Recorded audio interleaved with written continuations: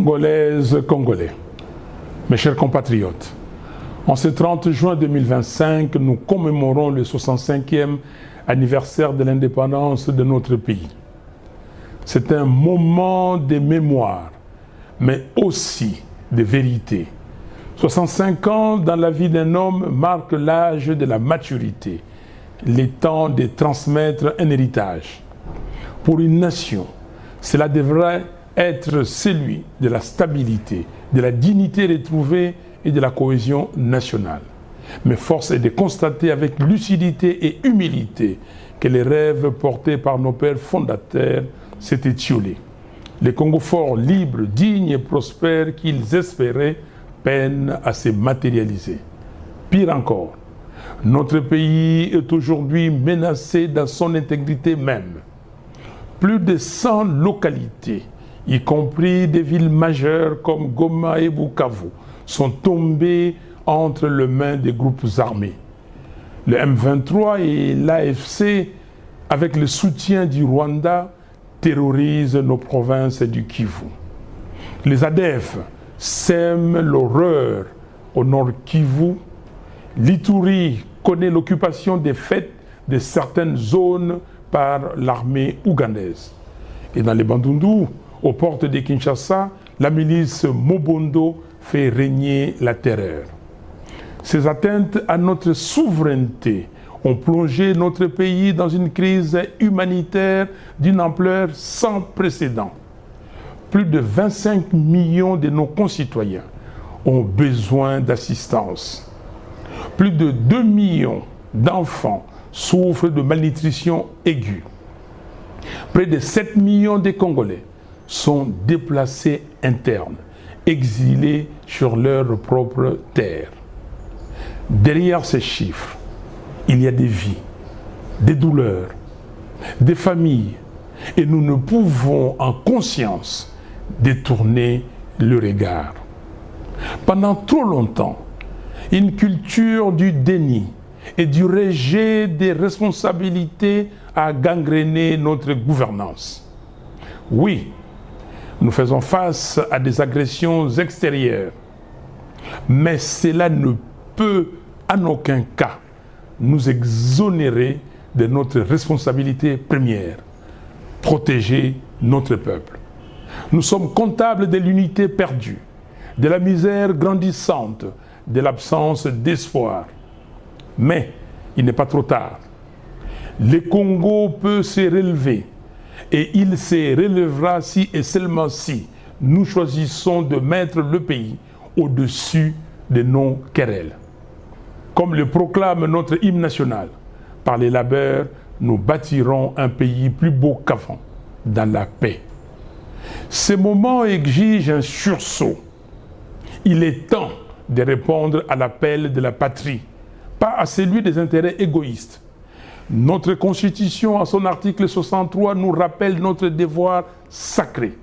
Tout Congolais a les droits et les devoirs sacrés de défendre le pays et son intégrité territoriale en cas de menace ou d'agression extérieure. Cet appel dépasse aujourd'hui les cadres juridiques. C'est une exigence morale, un impératif historique. Alors que notre pays vient de signer un accord de paix sous la médiation des États-Unis, nous prenons acte de la dynamique positive qu'il peut enclencher. Cet accord, bien que perfectible, peut représenter une opportunité de faire taire les armes et de créer les conditions d'un apaisement durable. Pour autant, nous devons rester vigilants. Aucune signature ne saurait remplacer la volonté résolue d'un peuple à défendre sa terre, à reconstruire ses institutions et à tenir debout.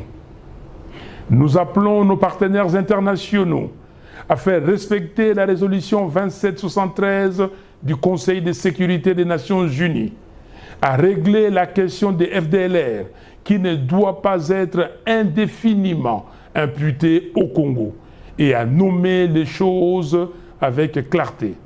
L'agression que subit la RDC ne peut être maquillée sous l'expression des mesures de défense.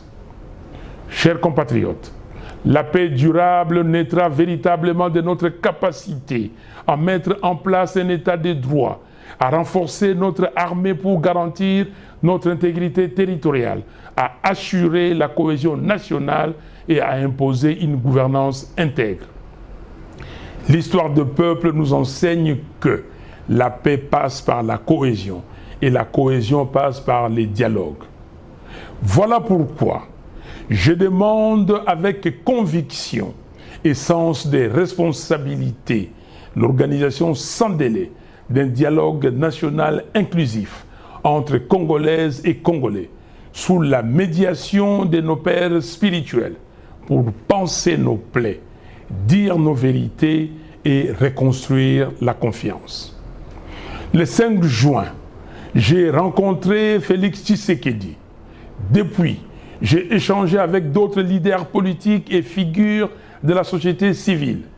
J'ai également fait part à l'entourage des principaux regroupements politiques de notre pays de ma volonté de rencontrer leurs leaders dans un esprit de responsabilité et d'ouverture, car l'heure n'est plus aux antagonismes stériles, mais à la réconciliation et à la cohésion nationale. Nous devons être capables de regarder dans la même direction, non pas pour uniformiser nos opinions, mais pour unir nos forces dans les camps de la patrie. Ne combattons pas la patrie, servons-la. Chaque Congolais, chaque Congolaise a reçu de Dieu un talent, une mission. Que ces dons servent non à détruire, mais à bâtir. Ce que nous léguerons aux générations futures déterminera la place que l'histoire nous accordera. En ce 30 juin, unissons-nous autour de l'essentiel, la patrie. Ne trahissons pas notre histoire, ne trahissons pas notre peuple, ne trahissons pas l'espérance. Vive la République démocratique du Congo, vive la cohésion nationale, vive le patriotisme congolais. Que Dieu bénisse le Congo et son vaillant peuple. Je vous remercie.